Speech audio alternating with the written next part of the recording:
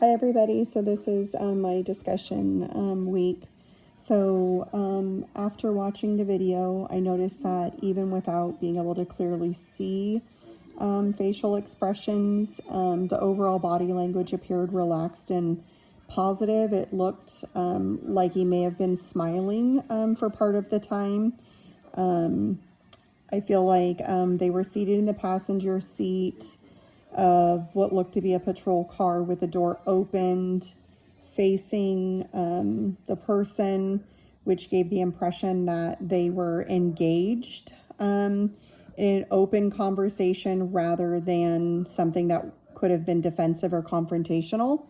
The woman, I think it was a woman that was standing there, the person's body language stood out to me as well. They appeared animated with what I would describe as big body language. They were standing on the sidewalk holding the cigarette and the Dr. Pepper can. They were using expressive movements while they were speaking. However, despite the animated gestures, it didn't appear that the interaction was argumentative. So it seemed like it was calm and it seemed like it was under control. And then watching the video first without the sound made me focus much more on the posturing, the positioning, the gestures. And so without words, I had to rely entirely on like the visual cues to interpret the tone of the interaction, or what I thought was the tone of the interaction. And then when I turned the sound on, it did reinforce to me how much we depend on nonverbal communication to shape our perceptions. So even when we can't hear clearly or see facial details very well, we still form impressions based on movements, proximity, and the energy. And so this really highlighted to me how powerful nonverbal communication really is. So in reflecting on my own nonverbal communication, one cue I've intentionally worked on is to improve my facial expressions. I tend to wear my emotions openly on my face, good and bad, and also even in professional situations. So especially in emotionally charged situations that can send unintentional wrong messages.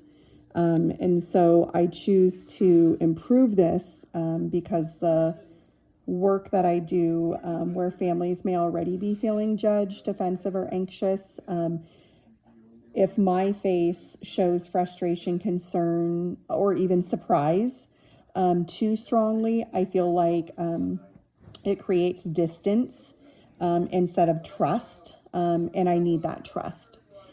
So to improve this, I've tried to become more mindful of maintaining a neutral and calm expression, especially when I'm listening. So practice softening my eyes, slightly nodding to show that I'm in engagement, and keeping my jaw relaxed. I also try to slow down my breathing when conversations become tense so that my body language remains grounded and steady.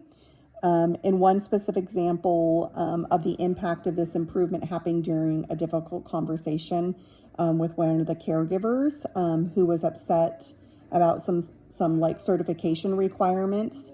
And so in the past, I may have shown like visible stress or like defensiveness in my expression.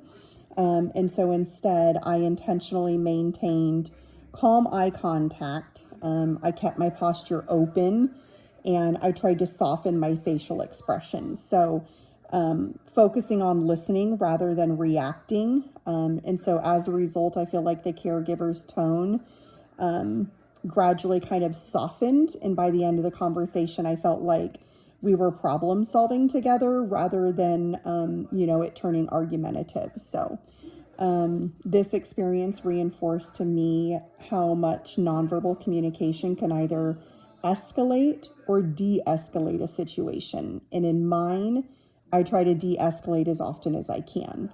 And then how we carry ourselves, the posture, facial expression, even our physical positioning can influence whether somebody feels heard, respected, and safe or not. And so overall, it just reminded me that communication is not just about what we say, It's also about how we show up when we say it.